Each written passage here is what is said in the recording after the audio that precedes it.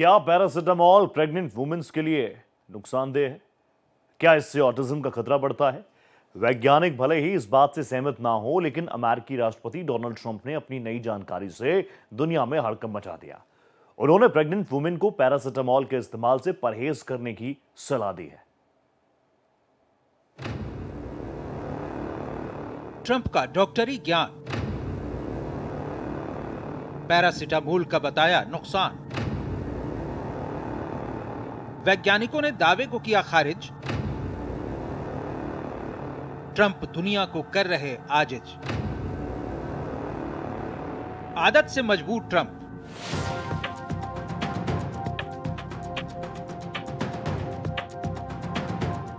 अमेरिकी राष्ट्रपति Donald Trump अब एक नए अवतार में दुनिया के सामने हैं। दुनिया में शांति दूत बनने का दावा करने वाले ट्रंप अब मेडिकल साइंस में भी अपनी दखल बढ़ाने लगे हैं। अपनी आधी अधूरी जानकारियों के आधार पर उन्होंने एक नया बखेड़ा खड़ा कर दिया है। ट्रंप ने ऑटिज्म के कारणों को लेकर विवादित बयान दिया है। ऑटिज्म के लिए संभावित इलाज खोजने के लिए रिसर्च पर जोर देते हुए डोनाल्ड ट्रंप ने घोषणा की कि प्रेग्नेंट वुमन को एसिटामिनोफेन के इस्तेमाल को सीमित करना चाहिए, जिसे आमतौर पर अमेरिका में टाइलेनॉल और दूसरी जगहों पर पैरासिटामोल के तौर पर ब्रांड किया जाता है। ट्रंप के इस दावे पर बवाल मच गया है। व्हाइट हाउस से बोलते हुए राष्ट्रपति ट्रंप ने कहा कि उन्होंने इस बैठक के लिए 20 वर्षों तक इंतजार किया है। ऐसा नहीं है कि सब कुछ 100% समझ लिया गया है या जान लिया गया है, लेकिन मुझे लगता है कि हमने बहुत प्रगति की है। उन्होंने लंबे समय से खारिज किए गए दावों को भी हवा दी कि टीकों या टाइमिंग शॉट्स में मौजूद एलिमेंट मिलकर अमेरिका में ऑटिज्म की बढ़ती दरों में योगदान दे सकते हैं, जबकि इसके लिए उन्होंने कोई चिकित्सीय सबूत नहीं दिए। रिसर्चर मोटे तौर पर इस बात से सहमत हैं कि autism spectrum disorder ASD hereditary या एनवायरमेंट कारकों के जटिल संयोजन के कारण होता है। पैरासिटामोल और ऑटिज्म के बीच किसी भी तरह के संभावित लिंक की बात अभी तक सामने नहीं आई है। इस पर रिसर्च जारी है। ये पहली बार नहीं है जब ट्रंप ने स्वास्थ्य संबंधी विवादित दावे किए हैं। उनके पहले कार्यकाल के दौरान भी उन्होंने कोरोना वायरस महामारी के शुरुआती दिनों में कई वैज्ञानिक रूप से गलत सुझाव दिए थे, जैसे कि कीटाणुनाशक इंजेक्ट करने से कोरोना में मदद मिल सकती है।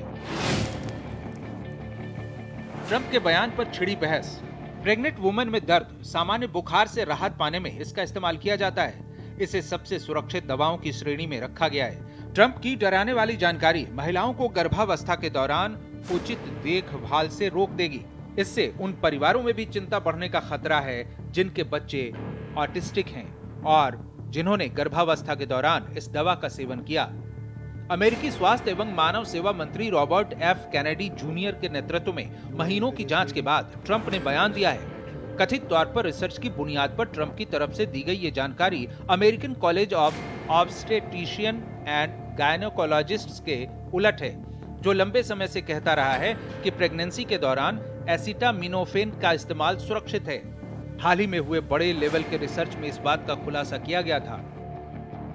पैरासिटामोल और ऑटिज्म के बीच कोई भी कनेक्शन नहीं है। एक्सपर्ट ने इस मामले में किसी निर्णय तक पहुंचने के लिए और ज्यादा रिसर्च पर जोर दिया था। रिसर्च में यह बात साबित नहीं हुई कि पैरासिटामोल से ऑटिज्म की समस्या होती है।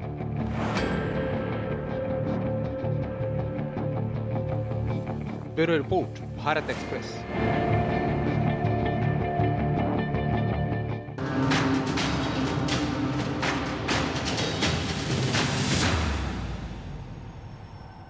नेपाल में भ्रष्टाचार के खिलाफ उठी चिंगारी अब अंतर्राष्ट्रीय लहर बनती जा रही है, क्योंकि अब फिलीपींस की सड़कों पर भी जनता का आक्रोश नजर आ रहा है। हजारों लोग सरकार के खिलाफ प्रदर्शन कर रहे हैं। हाथों में तख्तियां, जुबान पर सवाल और आंखों में सिर्फ एक मांग, जवाबदेही और न्याय। क्या एशिया एक नई क्रांति की दहलीज पर खड़ा है? आज हम आपको दिखाएंगे फिलीपींस से आई वो तस्वीरें जो किसी चेतावनी से कम नहीं है।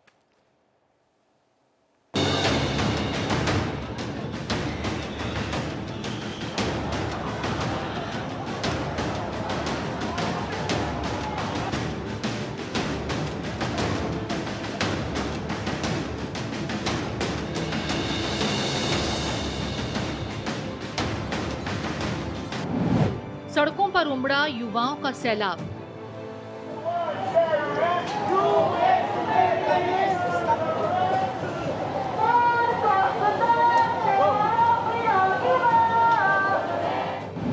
भ्रष्टाचार के खिलाफ युवाओं की हुंकार।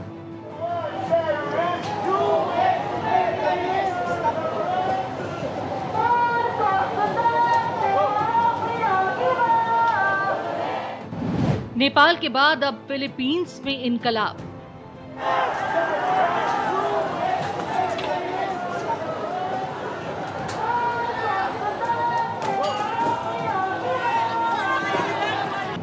लाल झंडों के बीच उठी ईमानदारी की मांग।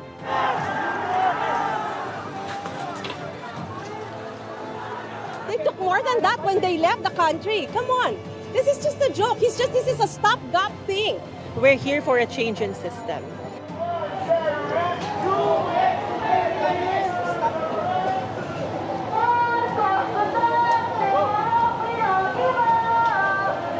This is corruption on a scale we haven't seen.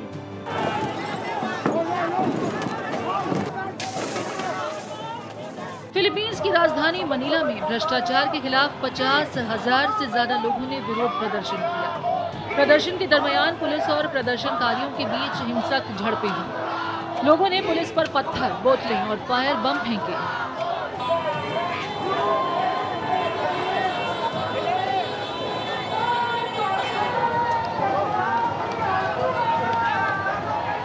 कुछ प्रदर्शनकारियों ने सड़कों पर नारे लिखे, खंबे गिरा, शीशे तोड़े और एक होटल में तोड़फोड़ तक की।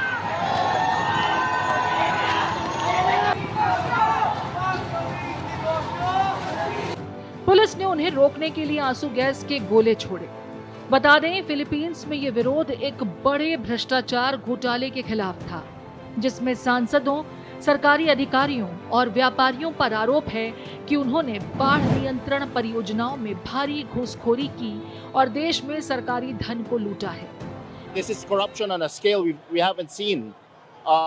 The figures being spoken about are unprecedented. I mean, we call it a trillion peso march only because we're talking about trillions of pesos here.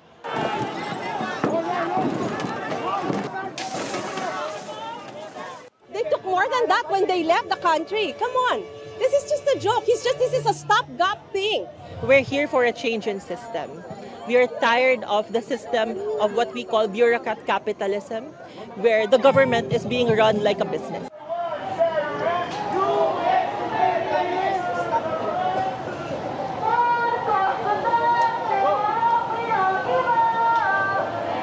Philippines में किसी भी तरह की हिंसा को रोकने के लिए पुलिस और सेना को अलर्ट पर रखा गया है। मनीला के एक ऐतिहासिक पार्क और राजधानी क्षेत्र के मुख्य EDSA हाईवे के पास लोकतंत्र स्मारक के पास हुए अलग अलग प्रदर्शनों की सुरक्षा के लिए हजारों पुलिसकर्मी तैनात किए गए। फिलीपींस की जनता का गुस्सा तब भड़का जब एक अमीर दंपति सारा और पैसिफिको डिस्काया, जिनकी कंपनियों को कई ठेके मिले थे, इन्होंने मीडिया इंटरव्यू में दर्जनों लग्जरी यूरोपीय और अमेरिकी कारें दिखाईं। वहीं फिलीपींस में भारी विरोध प्रदर्शन और हिंसा को देखते हुए अमेरिका और ऑस्ट्रेलिया के दूतावासों ने अपने नागरिकों को प्रदर्शन से दूर रहने की सलाह दी है।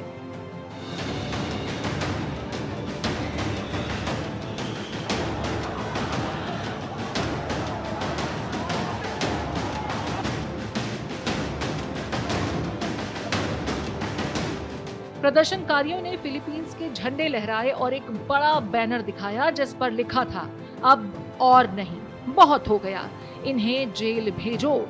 छात्र नेता अल्थिया ट्रिनिडाद ने कहा, मुझे दुख होता है, हम गरीबी में जीते हैं, हमारे घर और भविष्य बर्बाद हो जाते हैं, जबकि ये लोग हमारे टैक्स के पैसे से आलीशान कारें, विदेश यात्राएं और बड़ी व्यापारिक डील्स करते हैं।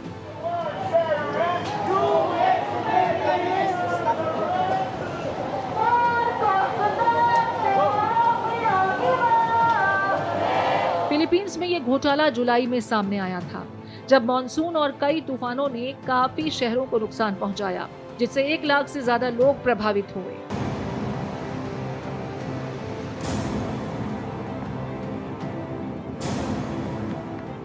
फिलीपींस के लोगों का आरोप है कि फिलीपींस की बाढ़ परियोजनाओं में बड़ा घोटाला किया गया। कैथोलिक बिशप सम्मेलन के प्रमुख कार्डिनल पाब्लो वर्जिलियो डेविड ने कहा, हमारा उद्देश्य अस्थिरता नहीं बल्कि लोकतंत्र को मजबूत करना है। वहीं कैथोलिक बिशप सम्मेलन के प्रमुख कार्डिनल पाब्लो वर्जिलियो डेविड ने लोगों से शांतिपूर्ण प्रदर्शन करने और जवाबदेही की मांग करने की अपील की। आयोजकों ने कहा कि उनका ध्यान भ्रष्ट लोक निर्माण अधिकारियों, सांसदों और निर्माण कंपनियों के मालिकों को बेनकाब करने पर है। फिलीपींस के राष्ट्रपति मार्कोस जूनियर ने जुलाई में अपने राष्ट्र संबोधन में इस बाढ़ नियंत्रण परियोजनाओं में भ्रष्टाचार का मुद्दा उठाया था। इसके बाद उन्होंने एक स्वतंत्र जांच आयोग गठित किया, जिसने उन 9,855 परियोजनाओं की जांच शुरू की जिनकी कीमत 545 अरब पेसो यानी लगभग $9.5 अरब बताई गई। उन्होंने इस भ्रष्टाचार को भयानक करार दिया और लोक निर्माण सचिव का इस्तीफा स्वीकार कर लिया। बता दें, फिलीपींस का ये आंदोलन दूसरे देशों में भ्रष्टाचार और असमानता के खिलाफ हाल के प्रदर्शनों की तरह है। नेपाल में इस महीने जेन जी के नेतृत्व में हुए आंदोलन ने सरकार को उखाड़ फेंका था। वहीं इंडोनेशिया में सांसदों को मिले विशेषाधिकार के खिलाफ भी विरोध प्रदर्शन हुआ था। Bureau report, Bharat express.